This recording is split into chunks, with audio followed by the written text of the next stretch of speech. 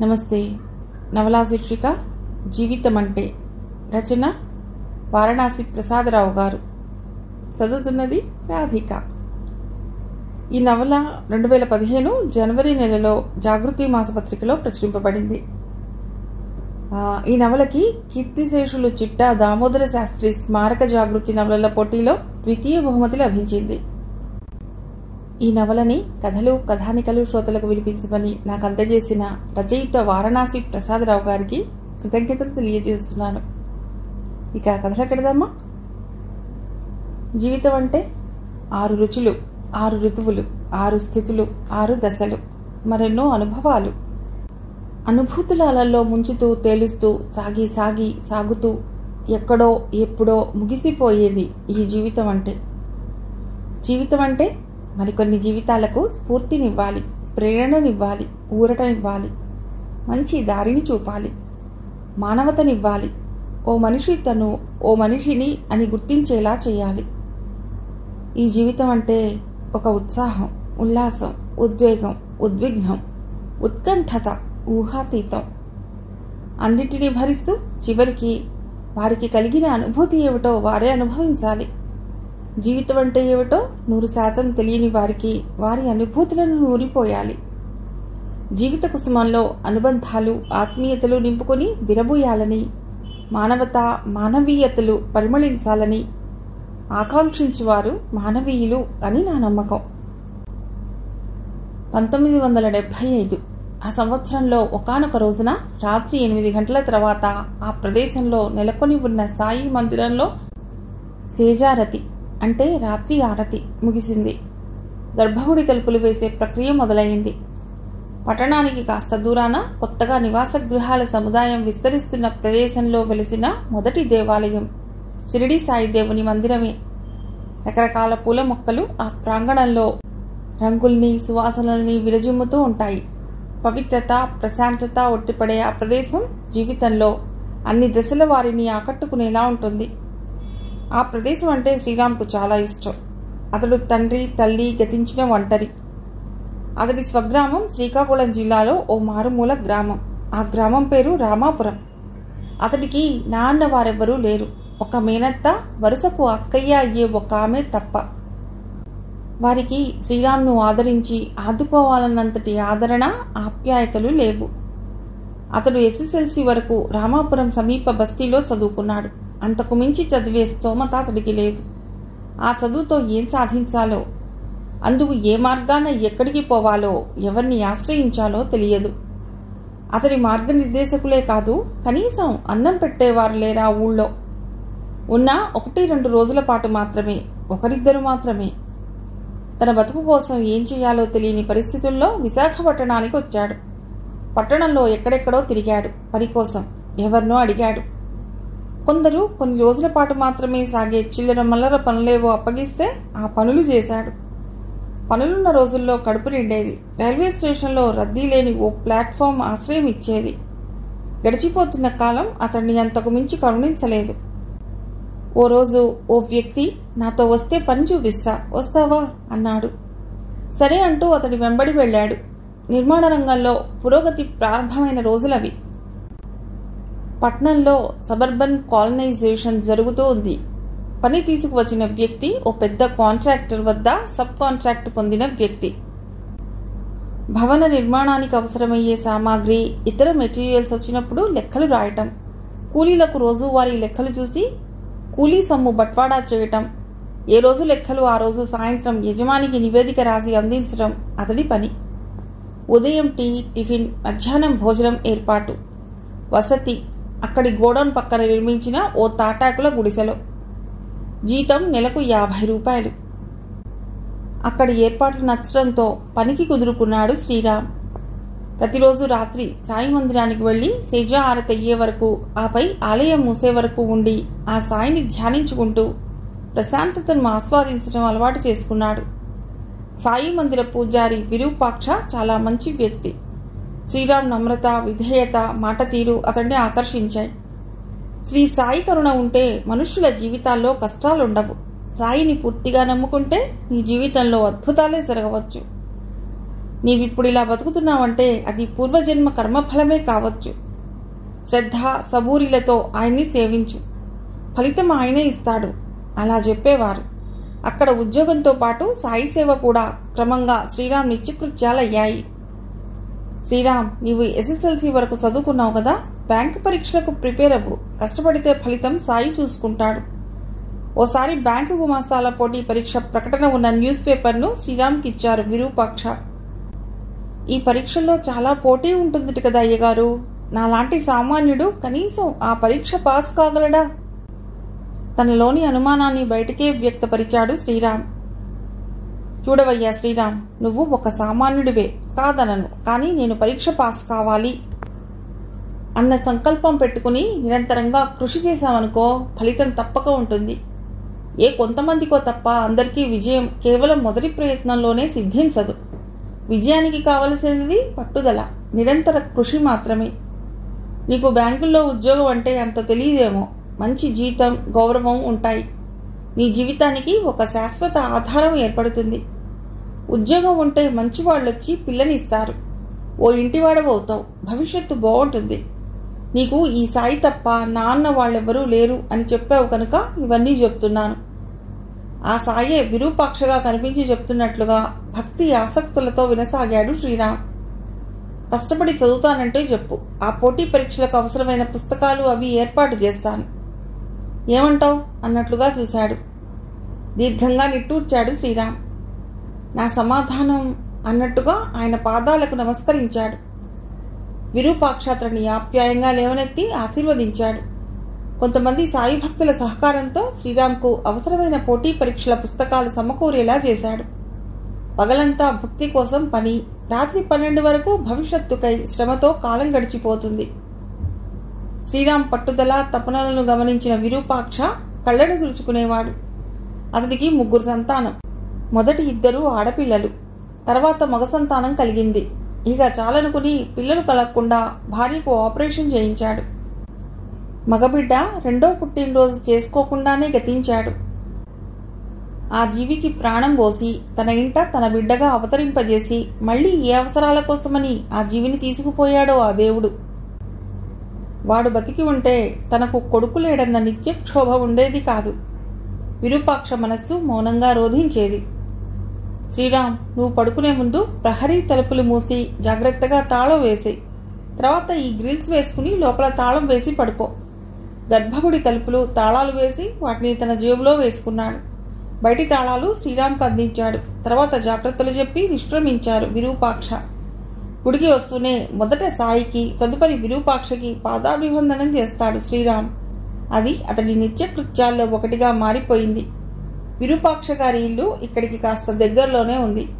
బయటి తాళాలు వేసి విరూపాక్షకు తోడుగా వెళ్లాడు. మరో అరగంటలో తిరిగొచ్చాడు.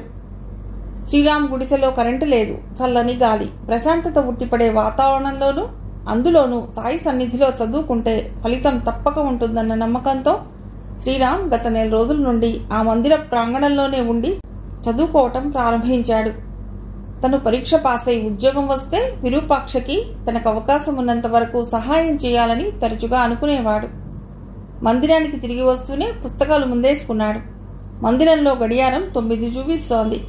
12 గంటల వరకు చదువుకుంటాడు. 12 దాటాక ప్రాంగణంలోనే నేల మీద పడుకుంటాడు. పుస్తకాల దొంతరే తలగడ. మళ్లీ తెల్లవారుజామున 4 గంటలకే లేచి బయట కాలకృత్యాలు తీర్చుకుని వచ్చి ఆ మందిరంలోనే ఉన్న నుయ్యి దగ్గర నీళ్లు తోడుకుని స్నానం చేస్తాడు. అక్కడున్న ఓ కుండీ నిండుగా నీళ్లు తోడుతాడు. తర్వాత ఆలయ ప్రాంగణం లోపల బయట శుభ్రం చేసే సేవకురాలకు ఆమె వస్తుంది. లోపల బయట కడిగి ముగ్గులు పెడుతుంది. తర్వాత విరూపాక్ష వస్తాడు. గర్భాలయం తాళాలు తీసి సంప్రోక్షణ చేసి వెంట తీసుకువచ్చిన పూలమాలలతో అలంకరించి ఉదయహారతి ప్రారంభిస్తారు. ఆ హారతి తీసుకుని విశ్రమిస్తాడు శ్రీరామ్. శ్రీరామ్ భాషలోని యాస ఉత్తరాంధ్రలోని మారుమూల గ్రామానికి చెందింది. దాన్ని చక్కగా పట్టణ భాషకు అనుగుణంగా మార్చారు విరూపాక్ష. ఆయన సాహచర్యంలో తెలుగు భాషపై పట్టు సాధించాడు శ్రీరామ్. అతడికి ఇంగ్లీష్ అంతగా పట్టుబడలేదు, అయినా నిరుత్సాహపడలేదు. స్వస్తిక్ గ్రామర్ పుస్తకం, చిన్న డిక్షనరీ కొనుక్కున్నాడు. వాటిని చదువుతూ సాధన చేసుకునేవాడు. కొంత అర్థమయ్యేది. ఎంత అర్థమయ్యేదో అంత ఉత్సాహం వచ్చేది. సాయి భక్తుల్లో ఒక రిటైర్డ్ టీచర్ ఉండేవారు. ఆయన ఇంగ్లీషు బోధించేవారు. ప్రస్తుతం ఆయన హైదరాబాద్లో ఉన్న కొడుకు దగ్గరకు వెళ్ళిపోయారు. పర్వాలేదు, కష్టపడితే ఫలితం ఆ సాయి చూసుకుంటాడన్నారుగా అయ్యగారు. తలుచుకోగానే ఉత్సాహం దానంతటదే ఎగిసి వచ్చేది. మధ్యలో కాస్త విసుగనిపించినప్పుడల్లా బయటకు వచ్చి తలుపులకు తాళాలు వేసి అక్కడకు దగ్గరలోనే ఉన్న రైలు కట్టవైపు నడిచేవాడు. 1-2 గూడ్స్ బళ్ళో, ప్రయాణికుల బళ్ళో వెళ్లేవి. వాటిని చూసిన పిదప ఏదో తెలియని స్ఫూర్తి కలిగేది అతడిలో. ఈ సమాజంలో అందరికీ ఎన్నెన్నో అవసరాలు, అందుకు అవసరమైన ముడిసరుకులో, నిత్యావసరాలో ఏవైనా కానీ రాత్రి పగలు తేడా లేకుండా మోసుకుపోతూ ఉంటాయి సరుకుల బళ్ళు. అంతేనా, ఆ ప్రజలను నిరంతరం వారి ప్రయాణ గమ్యాలకు చేరవేస్తూనే ఉంటాయి ప్రయాణికుల బళ్ళు. వాటిని నడిపే డ్రైవర్లకు రాత్రి పగలన్న తేడా ఉండదు. అప్పగించిన పని చేయవలసిందే. ప్రయాణికులైతే నిద్రలోకి జారుకుని ఉంటారు. తాము క్షేమంగానే గమ్యం చేరుకుంటామన్న పూర్తి నమ్మకం వారందరిలోనూ ఉంటుంది. తామెక్కిన బండి ఏ ప్రమాదానికైనా గురవుతుందా, తమ ప్రాణాలకేమన్నా అవుతుందా అన్న సంశయం మాత్రం వారిలో ఏ ఒక్కరికీ ఉండదు. అలాంటి నమ్మకాన్ని, భరోసాను కల్పిస్తూ రైల్వే వ్యవస్థ పనిచేస్తూ ఉండాలి. పని చేసి తీరాలి. నిరంతరం భద్రతా చర్యలు తీసుకుంటూ లోటుపాట్లు ఎప్పటికప్పుడు సరిదిద్దుకుంటూ ఉండాలి. ఆ వ్యవస్థలో డ్రైవర్ ముఖ్య పాత్ర వహిస్తాడు. అతడికి తెలుసు, కొన్ని వందల మంది ప్రాణాలకు భద్రత కల్పించి తన బండి సేఫ్ జర్నీకి తను బాధ్యత వహించాలని. అందుకోసం ప్రతి క్షణం శరీరాన్నే కాదు, మైండ్ని అప్రమత్తంగా ఉంచుకుంటాడు. రాత్రులు మసకగా దూరాన్నుండి కనిపించే సిగ్నల్స్ కోసం కళ్ళు చికిలించుకుని చూస్తాడు. కాషన్ ఆర్డర్స్ ను గమనిస్తూ అవసరమైనప్పుడు వేగాన్ని పెంచుకుంటూనో లేదా తగ్గించుకుంటూనో పెడతాడు. బొగ్గింజన్ అయితే బాయిలర్ వేడిని, డీజిల్ ఇంజిన్ అయితే ఇంజన్ వేడిని, భయంకర శబ్దాన్ని భరించాలి.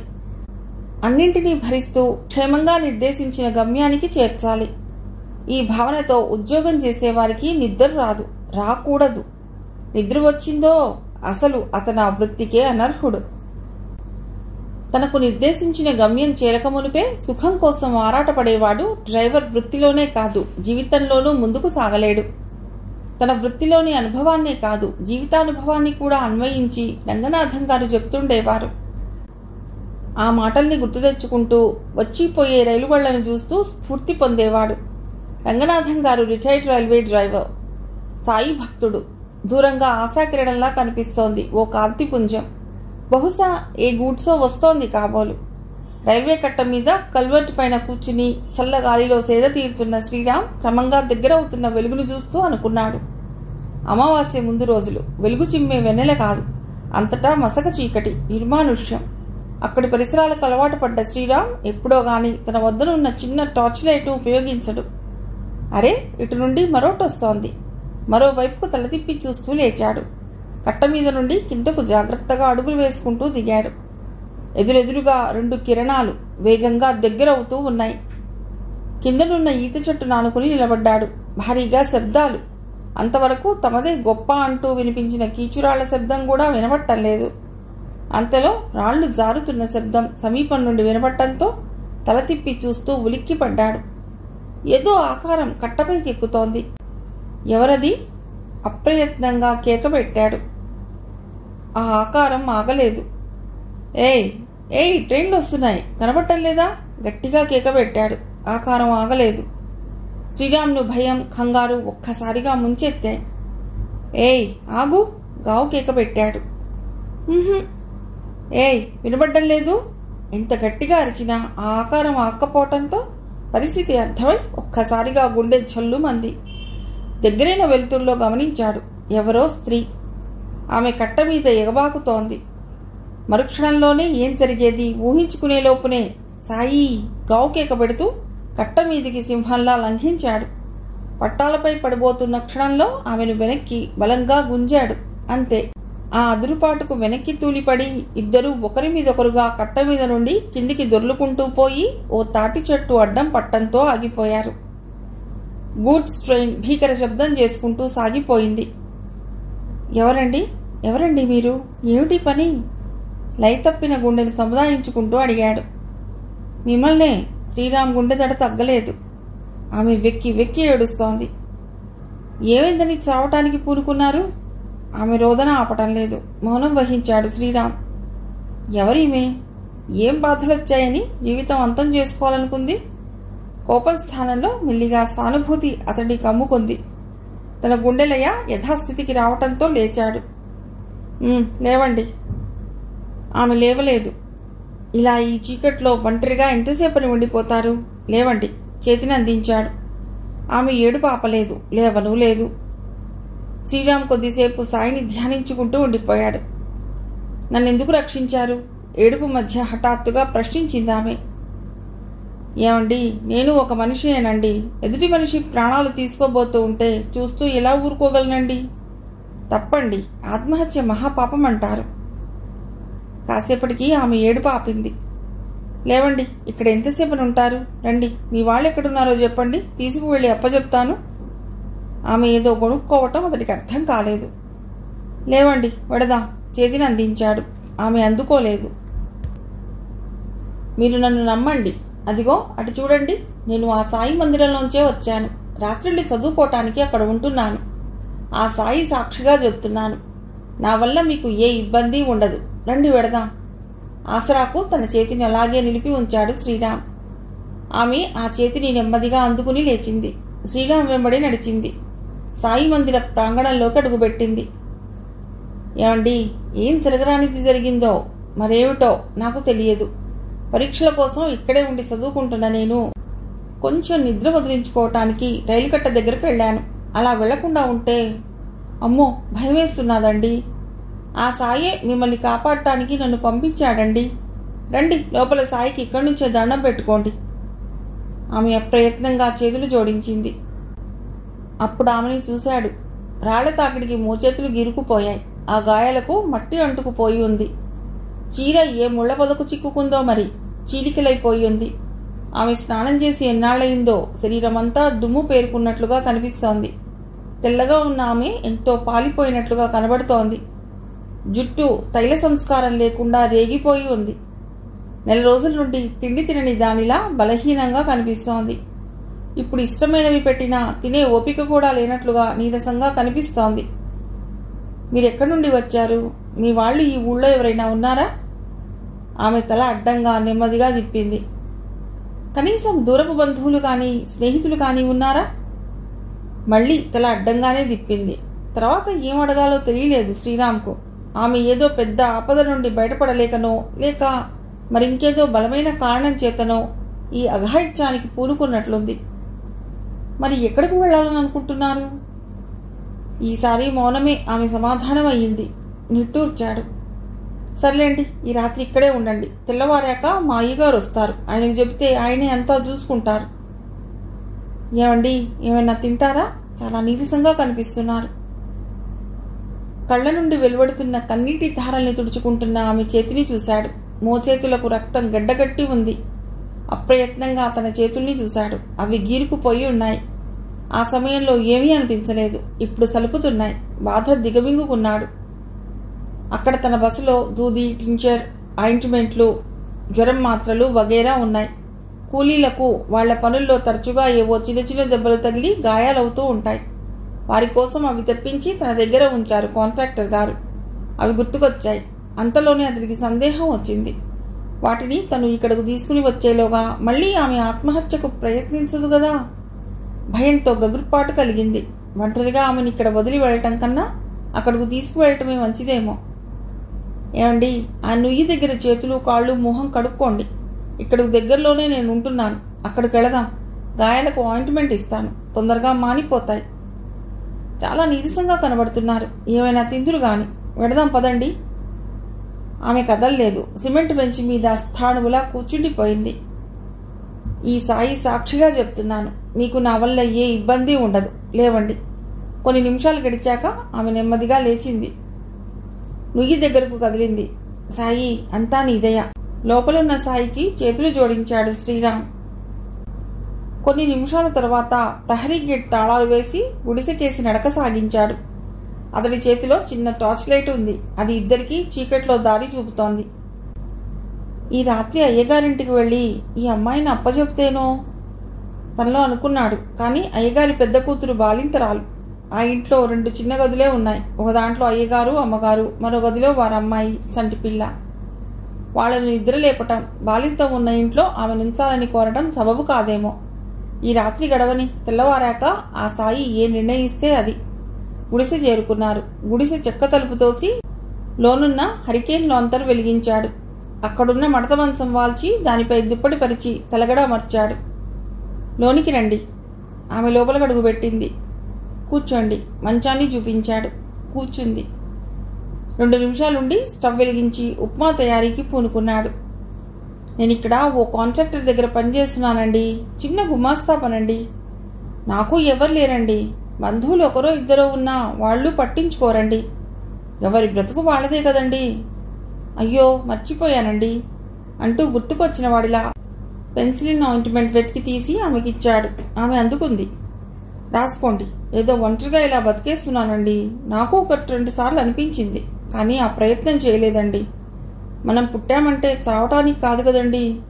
అంచేత ధైర్యం తెచ్చుకుని బతకాలటండి. రాసుకోండి. తొందరగా గాయాలు మానిపోతాయి. నేను పెద్ద చదువులేని చదువుకోలేదండి. పోపు తాలింపు పెడుతూ కొనసాగించాడు.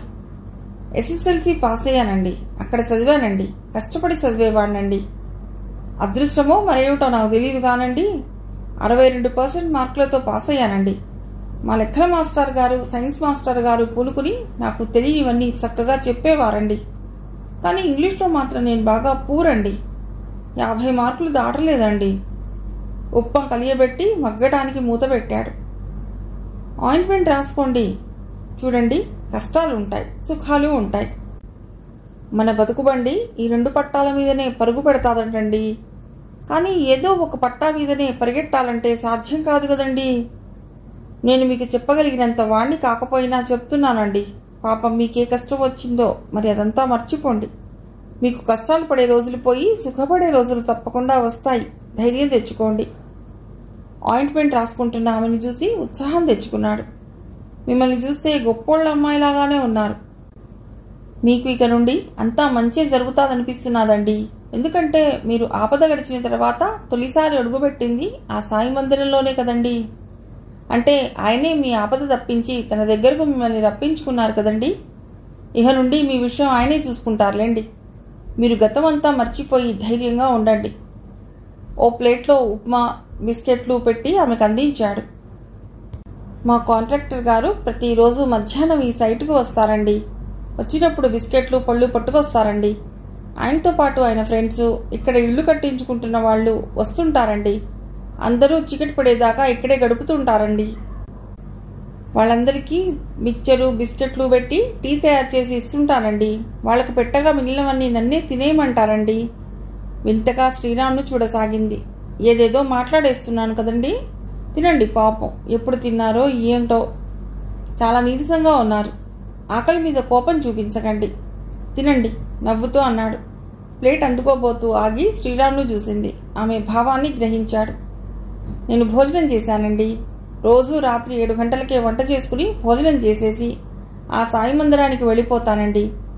అక్కడే రాత్రి 12 దాకా చదువుకుని అక్కడే పడుకుంటానండి. ఇక్కడ కరెంటు లేదు కదండి. అందుకని మీరు తినండి. నా దగ్గర అరటిపళ్ళు ఉండేవండి. సాయంత్రమే సాయి మందిరానికి తీసుకువెళ్ళి ఇచ్చేశానండి. ఈ ఉప్మా సరిపోతుందో లేదో మరి. ఆ రోడ్డులో పాన్ షాపులు ఏమైనా తీసి ఉంటే అరటిపళ్ళు తెస్తాను. కదలబోయాడు. ఆమె వద్దన్నట్టుగా తలాడించింది. 2 బిస్కెట్లు, కొద్దిగా ఉప్మా తిని మంచినీళ్లు తాగింది. అరే, పెట్టిన ఉప్మాలో సగంలో సగం కూడా తినలేదేమిటండి? బాగా లేదా అండి? బాగుందన్నట్లుగా తలూపింది. బాధలో ఉన్నప్పుడు ఎక్కువగా మాట్లాడకుండా ఉంటేనే మంచిదేమో. నిద్రపోతే కొంత మరపు వస్తుందంటారు. లేచాడు. మీరు నిశ్చింతగా ఆ సాయి మీద భారం వేసి ఇక్కడే పడుకోండి. నేను బయట పడుకుంటాను. బయటకు వచ్చి ఓ ఇసుక దిబ్బను చదునుగా నిరపి దాని మీద లుంగిని పరిచాడు. లాంతరు కొంచెం తగ్గించి ఉంచుకోండి. ఇదిగో ఈ చిన్ని టార్చిని కూడా మీ దగ్గర ఉంచుకోండి. తలుపు వేసుకుని లోపల గడియ పెట్టుకోండి. టార్చి ఇచ్చి జాగ్రత్తలు చెప్పి కడుపు నిండా మంచినీళ్లు తాగి బయటకు వచ్చాడు. ఇసుక పరుపుపై వెల్లకిలా పడుకున్నాడు. పైకి చూస్తున్న కళ్లకు నల్లని శూన్యాకాశంలో అక్కడక్కడా మెరుస్తున్న చుక్కలు కనబడ్డాయి. ఆమె ఎవరు? ఆత్మహత్యకు దారితీసిన పరిస్థితులేమిటి? ఆమెను కాపాడాడు.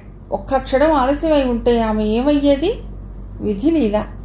ఆత్మహత్య చేసుకోవాలని ఆమె ఈ రాత్రి వేళలో ఈ ప్రాంతానికే రావడం ఏమిటి? అంతకు మునిపే ఎవరో వెళ్ళమన్నట్లుగా తను వెళ్ళి ఉండటం చిత్రం. ఈ సృష్టిలో ఎవరికి ఎప్పుడు ఏది జరగాలని ఉంటే అప్పుడు అది జరుగుతూ ఉంటుంది. మధ్యలో మానవులుగా మన ప్రయత్నాలు తప్పవు. ప్రతి వ్యక్తి జీవితంలో సుఖపడాలని, ఏ కష్టాలు రాకూడదని కోరుకుంటాడు. అందుకోసం తన ప్రయత్నాలు తను చేస్తూనే ఉంటాడు. కానీ మధ్యలో అపజయాలు వస్తే కుంగిపోతూ ఉంటాడు. ఈ రెంటినీ సమానంగా స్వీకరిస్తూ చివరిదాకా సాగడమే జీవితం. అన్నింటినీ అనుభవించినప్పుడే జీవన సత్యాలు తెలుసుకోగలుగుతాడు. అప్పుడప్పుడు తాత్విక చింతనలో పడి చెప్తూ ఉండే అయ్యగారి మాటలు గుర్తుకు తెచ్చుకుంటూ నిద్రపోయాడు శ్రీరామ్. రైలు కూతకు ఉలిక్కిపడి లేచాడు. కళ్ళు నులుముకుని చూశాడు. ఇంకా చీకటి పరుచుకునే ఉంది. టైం ఎంతైందో తెలియదు. దక్షిణ దిశనున్న సాయి మందిరం వైపు చూశాడు. విద్యుత్ దీపాలు ప్రకాశవంతంగా వెలుగుతున్నాయి. లేచి తన పనులు తను చేసుకోవాలి. గుడిసె దగ్గరకు వెళ్లి చూశాడు. తలుపు చెక్కల సందులోంచి లాంతరు వెలుగు గుడ్డిగా కనిపిస్తోంది. తలుపును నెమ్మదిగా నెట్టి చూశాడు. అమ్మయ్య, విడియబెట్టే ఉంది. మనసులోనే సాయికి కృతజ్ఞతలు చెప్పుకుని కదిలాడు. సాయి మందిరం ప్రహరీ గేటు, హారతి హాల్ గ్రిల్లకు ఉన్న తాళాలు తీసి ప్రవేశించాడు. హాల్లో ఉన్న గోడ గడియారాన్ని చూశాడు. 4:30. సరైన వేళకే మెళకువ వచ్చింది అనుకుంటూ కాలకృత్యాలకు ఉపక్రమించాడు. మరో గంటలో అయ్యగారు వస్తారు. వచ్చాక ఏం చెప్పాలి? రాగానే చెప్తే బాగుండదేమో. హారతి అన్నీ అయ్యాక ఆయన వీలుని చూసుకుని చెప్పాలి. ఆమె కూడా బాధలోంచి బయటకొస్తే తనే అన్నీ చెబుతుంది. అంతదాకా ఓపిక పట్టాలి. ఉదయం 6 గంటలు. హారతి ప్రారంభమైంది. సాయి ఎంతో ప్రసన్నంగా ఉన్నట్టుగా, ఒక మంచి పని చేసినందుకు తనను మెచ్చుకుని ఆశీర్వదిస్తున్నట్టుగా అనుభూతి చెందాడు శ్రీరామ్. కొండంత ధైర్యం వచ్చినట్లయింది. సాయి, ఈ ధైర్యమే నీవిచ్చే వరం. ఈ వరంతోనే జీవితంలో ఏదైనా సాధించగలను. ఎలాంటి పరిస్థితినైనా ఎదుర్కోగలను. హారతి అద్దుకుంటూ అనుకున్నాడు. మరో అరగంట పైగా అక్కడే గడిపి వెనక్కి తిరిగొచ్చాడు. సమయం 7:30. మరో అరగంటలో హెడ్ మేస్ట్రీ వస్తాడు. ఈరోజు ఎంతమంది పని వాళ్ళు వస్తారో, ఏమేం పనులు జరుగుతాయో చెప్తారు. కొత్త మెటీరియల్ ఏ సమయంలో వస్తుందో చెప్తాడు. అన్నింటినీ గుర్తుంచుకుని వచ్చినప్పుడు వివరంగా లెక్క రాసుకోవాలి. చెప్పవలసిన విషయాలు, జాగ్రత్తలు అన్నీ చెప్పి మరో సైట్కు వెళ్ళిపోతాడు. ఉదయం 8 నుండి తనకు ఖాళీ దొరకదు. 12 అవుతుండగా హెడ్ మేస్ట్రీ మళ్లీ వస్తాడు. అతడికి తనకు దగ్గరలో ఉన్న ఓ హోటల్ నుండి భోజనం వస్తుంది. కూలీలందరూ ఎవరి భోజనం వాళ్లే తెచ్చుకుంటారు. మధ్యాహ్నం కూలీలందరూ భోజనం చేశాక సాయంత్రం వరకు ఇంకా ఏ పనులు చేయాలో వివరిస్తాడు.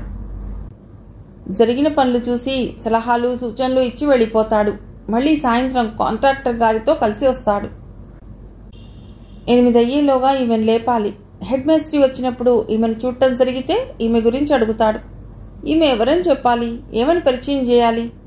జరిగిందంతా చెప్తే ఈమె విషయం కూలీల ద్వారా ఒకరి నుండి మరొకరికి, తర్వాత మొత్తంగా ఈ పట్టణంలోని తాపీ పని వాళ్లకు, మేస్త్రీలకు, కాంట్రాక్టర్లకు అందరికీ తెలిసిపోతుంది. అంతా రట్టయిపోతుంది. తర్వాత ఈమెకి ఏదైనా ప్రమాదం కానీ, ఎవరి వల్లనైనా చిక్కు కానీ వస్తేనో? భయపడిపోయాడు. అడిగితే తనకు దూరపు బంధువు, వరుసకు చెల్లెలవుతుందని చెప్పాలి. తనెక్కడకు వెళ్లదలుచకపోతే ఇక్కడే ఉండి పనిచేసుకోవటానికి ఇష్టపడితే ఏ పనైనా ఇప్పించాలి. అంతే, అదే చెయ్యాలి. దూరం నుండి టీవీఎస్ బండిని డ్రైవ్ చేసుకుంటూ వస్తున్న హెడ్ మేస్ట్రీని చూశాడు శ్రీరామ్. సాయి, ఇక నీ దయ. హెడ్ మేస్ట్రీ అప్పారావు వచ్చాడు. ఇయాల బంద్, రాష్ట్రమంతా బంద్. కమ్యూనిస్టోళ్ళు, మా లేబరు అంతా బంద్లోనే పాల్గొంటున్నాం. లేబర్ రారు. కాంట్రాక్టర్ గారికి ఫోన్ చేసి చెప్పేసినాను. 2 లోడుల పిక్క మాత్రం వస్తోంది. రాగానే దాన్ని అన్లోడ్ చేయించేసి పంపించి, వాళ్ళకి బేటా డబ్బులు మాత్రమే ఇచ్చేసి పంపించి, ఆ సంగతి చెప్పడానికే వచ్చినాను. చెప్పేసి వెంటనే వెళ్ళిపోయాడు అప్పారావు. అమ్మయ్య, నిట్టూర్చాడు. సాయి కరుణించినట్టే. పాపం రాత్రంతా ఏవేవో భయాలతో, ఆలోచనలతో నిద్రపట్టకపోయి ఉంటుంది. ఏ తెల్లవారుజామునో నిద్రపట్టి ఉంటుంది. తనంతట తాను నిద్రలేస్తే మంచిది. ఆమె లేచి సిద్ధమయ్యేలోగా టిఫిన్ తెచ్చేస్తే మంచిదేమో. కనకారావు హోటల్ దగ్గరికి పోయి ఇడ్లీలు, పూరీలు పార్సిల్ కట్టించుకుని తేవాలి. అవును, బంద్ అంటున్నారు. కనకారావు హోటల్ తీశాడో లేదో. కదిలాడు. అది పట్టణ శివారు ప్రాంతానికి ఉన్న మెయిన్ రోడ్. రోడ్డుకి ఇరువైపులా పాన్ షాపులు, చిన్న చిన్న టీ స్టాల్స్, వాహనాల మెకానిక్ షాపులు ఉన్నాయి. ఉన్న వాటిలో కనకారావు హోటల్కు మంచి డిమాండ్. అక్కడికి వెళ్ళాడు. కనకారావు హోటల్ తీసే ఉంది. టిఫిన్ ఉందా కనకారావు గారు అడిగాడు. నిన్న పప్పు రుబ్బేసిన తర్వాత వచ్చి బందని కొట్టు తీయొద్దని చెప్పినారు. ఇడ్లీలే ఉన్నాయి, మరేటీ లేవు. సరే 2 డజన్ల ఇడ్లీలు పార్సిల్ కట్టించి. 2 డజన్లా? ఎవరికి? కూలోళ్ళు రారి. మీ అప్పారావు ఇందాకే చెప్పేసి పోనాడు. మా చుట్టాలు ఒకరు వచ్చినారులే. ఒక్కవాయే ఉంది మరి. వచ్చిన వాళ్ళందరూ పార్సిల్స్ కట్టించి ఒట్టుకుపోయినరు. సరే ఉన్నవెయ్యి. ఓ వాయి ఇడ్లీలు పార్సిల్ ఆర్డర్ వేశాడు కనకారావు. వాయి అంటే డజనే. ఆలోగా అక్కడున్న ఆంధ్రప్రభ న్యూస్ పేపర్ తిరిగేశాడు. శ్రీకాకుళం జిల్లాలో నక్సలైట్లను ఎన్కౌంటర్ చేశారని నక్సలైట్లు బంద్కు పిలిపించారు. అధిక ధరలను అరికట్టాలంటూ కమ్యూనిస్టులు కూడా బంద్కు పిలిపించారు.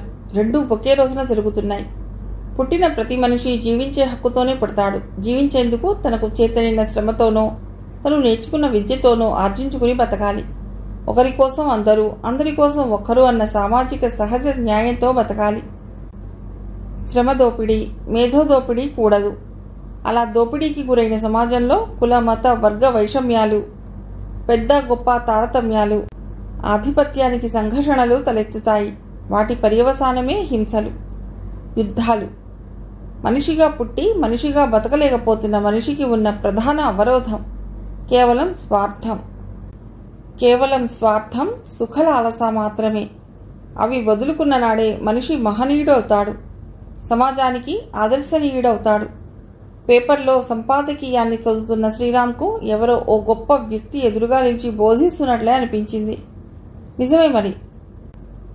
తమ ఊళ్ళో పెద్ద భుగత తమ భూముల్ని తాకట్టు పెట్టించుకున్నాడు. చివరికి స్వంతం చేసుకుని నాయనని రైతు కూలీగా మార్చాడు.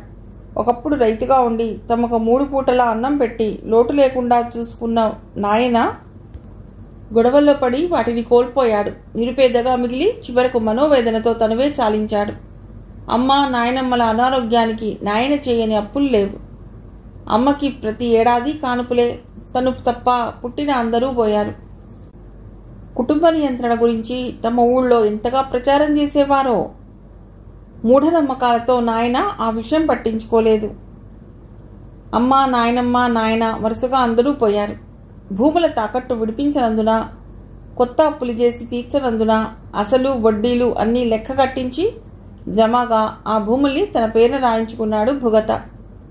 తను సంతకం పెట్టేశాడు. ఇప్పుడు ఆ ఊళ్ళో తనకేం పని? తమ జీవితాల్లో నిజంగా జరిగిందంతా శ్రమదోపిడీయే. ఫలితంగా ఏ పని చేయని భుగత లాంటోళ్లు దోపిడీ చేసి భూముల్ని సంపదల్ని పెంచుకుంటున్నారు. దాన్ని నిలుపుకోవటానికి అధికారాన్ని కొనుక్కుంటున్నారు. తనలాంటి వాళ్లు కట్టుగుడ్డలతో రోడ్డు మీదకు వచ్చి రోజు గడుపుకోవటానికి ఎన్నెన్ని విధాలుగా అవస్థలు పడుతున్నారో మరి. ఈ వ్యవస్థ ఎప్పుడు మారుతుంది? ఎవరి వలన మారుతుంది? తనలాంటి వాళ్లకు అవస్థలు ఎప్పుడు తప్పుతాయి? పార్సిల్ ఇచ్చేసి 1/2 గంట అయిపోయినాది. అది చూడకుండా పేపర్ అట్టుకుని ఎటాలోచిస్తున్నావు రాము? కనకారావు మాటలకు ఉలిక్కిపడ్డాడు. డబ్బులు ఇచ్చేసి పార్సిల్ తీసుకుని అక్కడి నుంచి నిష్క్రమించాడు. గుడిసె చెక్క తలుపు తెరుచుకుని లేదు. నెమ్మదిగా తట్టాడు. ఏమండి ఏమండి నెమ్మదిగా పిలిచాడు. లోపల మంచం కదిలిన చప్పుడు. టైము 9 అయిపోయిందండి. ఎవరు? బాధ మింగిన స్వరం. నేనేనండి. కొద్ది క్షణాల తర్వాత చెక్క తలుపు తెరుచుకుంది. గుడిసె కమ్మల మధ్యలోంచి చెక్క బద్దల ఖాళీలోంచి వెలుగు రేఖలు లోనికి వస్తున్నాయి. ఆ క్షణంలో ఆమెను చూసిన శ్రీరామ్కు అశోకవనంలో సీతాదేవి చప్పున మదిలో మెదిలింది. ముఖ కడుకోండి, టిఫిన్ తెచ్చాను, తిందురుగాని. ఇడ్లీల పొట్లాన్ని పీట మీద పెడుతూ అన్నాడు.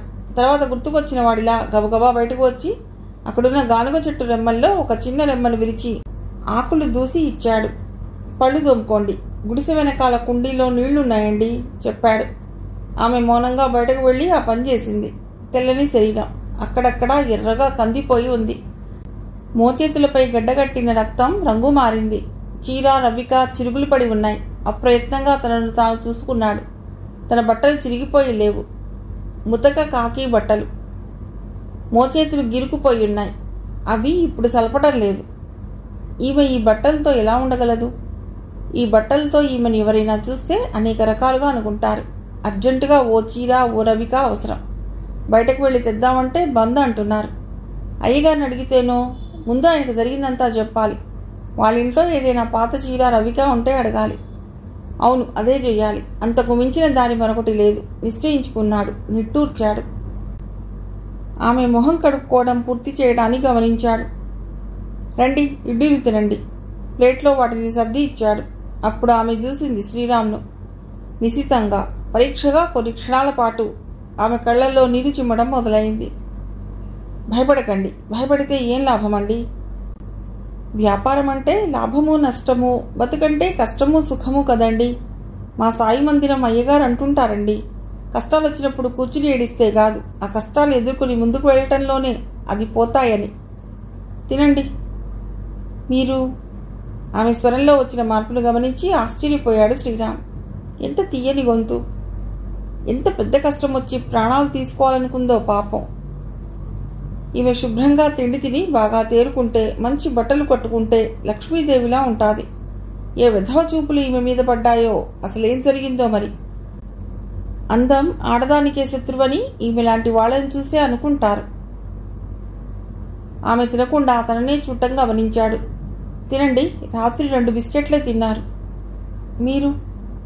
నేను హోటల్లోనే తినేశానండి. చప్పున అబద్ధం చెప్పేశాడు. తనకు ఈ చిన్న సైజు ఇడ్లీలు డజన్ ఓ లెక్క కాదు. తను తింటే ఆమె ఆకలి తీరుతుందా? ఈమె తింటున్నప్పుడు ఎదురుగా ఉండటం ఇబ్బందిగా ఉంటుందేమో. బయటికి వచ్చేశాడు. ఏమండి, ఒక్క అరగంటలో వస్తానండి. మీరు టిఫిన్ తినేసి మళ్ళీ రెస్ట్ తీసుకోండి. మా అయ్యగారిని అడిగి పాలు తీసుకొచ్చి టీ చేస్తాను. మీరు లోపల గడబెట్టుకోకండి. వస్తానండి జాగ్రత్తలు చెప్పి బయటకు వచ్చేశాడు. పర్వాలేదు, కొంచెం స్థిమిత పడుతున్నట్లుంది. అయ్యగారికి జరిగిందంతా చెప్పాలి. చీర రవికా తేవాలి, పాలు తేవాలి, కూరగాయలు దొరికితే బాగుండును, తెచ్చి వంట చేయాలి అనుకుంటూ మందిరం కేసి నడిచాడు. మందిరం లోపల అయ్యగారు లేరు. చిన్నపంతులు గారు ఉన్నారు. ఆయన గుడికి అప్పుడప్పుడు వస్తుంటారు. పూజా పునస్కారాల్లో అయ్యగారికి సహాయపడుతుంటారు. ఆయన చెప్పారు, అయ్యగారు అరగంట క్రిందటనే ఇంటికి వెళ్ళారని. పరుగులాంటి నడకతో ఆయన ఇంటికి వెళ్ళాడు. అమ్మాయిని చంటి పిల్లని అత్తగారింటికి పంపించే ఏర్పాట్లు వగేరా పనులున్నాయి రాము అని అనడం గుర్తొచ్చింది. ఇంట్లో విరూపాక్ష గారు హడావుడిగా ఉండటం గమనించాడు. ఈ సమయంలో జరిగింది చెప్తే వినడం వీలవుతుందా? ఏమంటారో ఏమో సంశయిస్తూనే అడుగు వేశాడు. అయ్యగారు! విరూపాక్ష బయటికొచ్చాడు. ఏమిటి శ్రీరామ్, రాకలో విశేషం ఏమిటో అన్నట్టుగా చూశాడు. మీతో ఒక పని పడింది అయ్యగారు. నాతోనా? సరే లోపలికి రా. ధైర్యంగా లోపలికి అడుగు పెట్టాడు. జరిగిందంతా పూసగుచ్చాడు. దీర్ఘంగా నిట్టూర్చాడు విరూపాక్ష. శ్రీరామ్, నువ్వు చేసిన పని నిజంగా మెచ్చుకోదగిందేనయ్యా. ఒక మనిషిగా నీవు చేయవలసినదే చేశావు. కానీ ఆ అమ్మాయి ఒంటరిగా నీ గుడిసెలో. అయ్యగారు, ఆ అమ్మాయి మనసు కుదుట పడితే అన్నీ తనే చెప్తుంది. తన వాళ్ళ దగ్గరకు పెడతానంటే వాళ్ళకు కబురు చేస్తాను, వెళ్ళిపోతుంది. లేదంటే ఏదైనా పని చేసుకుని బతుకుతానంటే అయిన వారికి దూరంగా ఒంటరిగా ఎలా ఎక్కడుంటుంది? అవన్నీ ఆలోచించలేదండి. ఆమె ప్రాణాలు కాపాడిన సాయి ఆమెకో దారి చూపడా అయ్యగారు? విరూపాక్ష దిగ్గున తలెత్తి చూశాడు శ్రీరామ్ను. 25 దాటిన వయస్సు, ఎన్ని అనుభవాలు పండించుకున్నాడో. చిన్నగా నవ్వాడు శ్రీరామ్. అడిగినవన్నీ ఇచ్చి పంపారు. దారిలో శెట్టిగారి ఇంట్లోని కిరాణా దుకాణం దగ్గర ఆగి టీ పొడి, సబ్బు, బంగాళాదుంపలు, ఇతర అవసరాలు కొనుక్కున్నాడు. గుడిసె దగ్గరకు వచ్చాడు. ఏమండి? గుడిసె చెక్క తలుపు తెరుచుకుంది. మా చిన్నమ్మ గారు. అదేనండి, మా అయ్యగారి కూతురు ఇచ్చారండి ఈ చీర రవిక. మీరు స్నానం చేసి వచ్చి ఇవి కట్టుకోండి. మీ చీర చిరిగిపోయింది, మళ్ళీ దీన్నే కట్టుకుంటే బాగుండదని తెచ్చానండి. ఆమె కృతజ్ఞతగా చూసింది. మీరు స్నానం చేయడానికి మంచి చోటే ఉందండి, నాతో రండి. బయటకు వచ్చాడు. ఆమె అతన్ని అనుసరించింది. అక్కడికి దగ్గరలోనే నిర్మాణం పూర్తయిన ఓ ఇంటిని సమీపించాడు. 2 బెడ్రూమ్లు ఉన్న ఇళ్లవి.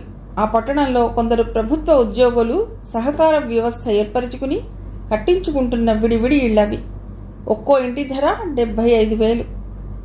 అన్ని సదుపాయాలతో ప్రశాంత వాతావరణంలో పట్టణానికి కాస్త దూరంగా రూపుదిద్దుకుంటున్న కాలనీ.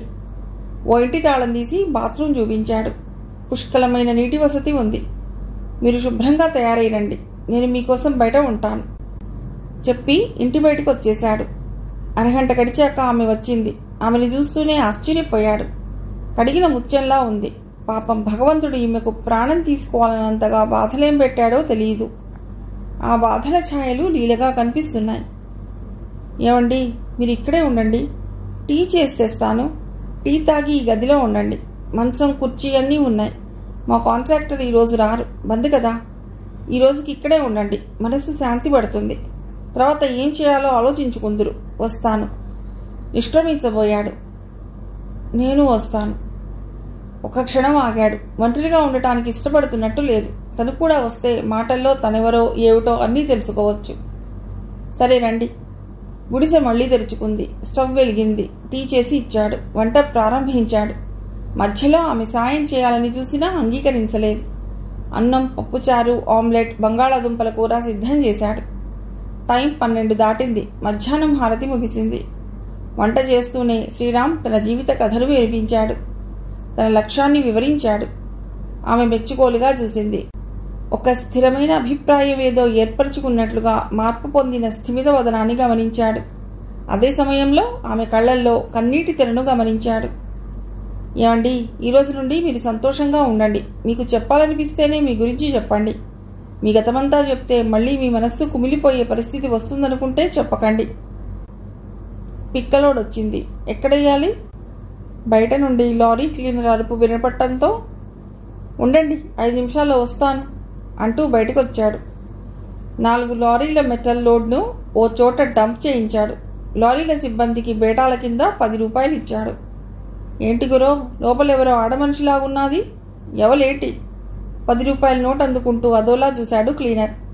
వాడి చూపుల్లోని అంతరార్థం ఏంటో, వాడి బుర్రలోని అనుమానం ఏంటో తెలియనిది కాదు. మా ఊరోళ్లే సింహాచలం కొండకొచ్చారు. నేను ఇక్కడున్నానని తెలిసి చూడ్డానికి వచ్చారు. ఎల్లు. ఇక్కడ ఇంకా ఉన్నామంటే మేమంతా బంద్ చేస్తుంటే పిక్కలోళ్ళు తెస్తారా అని మీ మీద బంద్ చేయిస్తున్నోళ్లు వచ్చి తిరగబడగలరు. జాగ్రత్త. పళ్ళికిలిస్తూ వెనక్కి తిరిగి చూస్తూ కదిలాడు క్లీనర్. ఒంటరిగా ఒక అమ్మాయి ఉంటే ఎన్నెన్ని ప్రశ్నలో, ఎన్నెన్ని అనుమానాలో. అదే అబ్బాయి అయితే ఏది అడగరు. తనలో అనుకుంటున్న శ్రీరామ్ ఒక్కసారిగా ఉలిక్కి పడ్డాడు. ఆ క్లీనర్ గాడు ఊరుకునే రకం కాదు. కబుర్ల పోగు. ఉన్నవి లేనివి కల్పించి చెప్పడంలో దిట్ట. చచ్చా, ఈ అనుమాన పక్షిగాడికి వెంట్రుకంత విషయం తెలిస్తే చాంతాడంత కథ అల్లుకుపోతాడు. అదే సమయంలో సాయి మందిరం వైపు నుండి వచ్చిన ఓ గాలితెర శ్రీరామ్ ముఖాన్ని తాకింది. తెలియని ధైర్యం గుండెను కమ్ముకుంది. ఇద్దరూ భోజనాలు చేశారు. ఆమెను విస్తరి కూడా తీయనివ్వలేదు శ్రీరామ్. ఏమండి, ఆమె చూసింది. మీరేమనుకోకండి, ఈ గుడిసెలోన గాలి ఆడదు. ఇందాక మీకు చూపించిన గదిలో రెస్ట్ తీసుకోండి. గది కిటికీ తీస్తే గాలికి లోటుండదు. నేను అక్కడే బయట ఉండి చదువుకుంటానండి. ఎల్లుండే పరీక్ష అండి. ఆమె తటాలున లేచింది. అయ్యో, నేను మీకు ఎంతగా శ్రమ పెడుతున్నానో క్షమించండి అన్నట్టు నొచ్చుకోలుతో చూసింది. అతడి వెంట నడిచింది. నా నుంచి మీరు ఇబ్బంది పడుతున్నారు మెల్లిగా అంది. ఇబ్బందా? అదేంటండి? అదేం లేదండి. ఒక మనిషి కష్టాల్లో మరొక మనిషి ఆదుకోకపోతే ఎలాగండి? మీరు బాగా చదివి పాస్ అవ్వాలి చిన్నగా నవ్వుతూ అంది. థ్యాంక్స్ అండి, నేను పగలంతా బిజీగా ఉంటానండి. రాత్రిపూటే పుస్తకం తీసేది.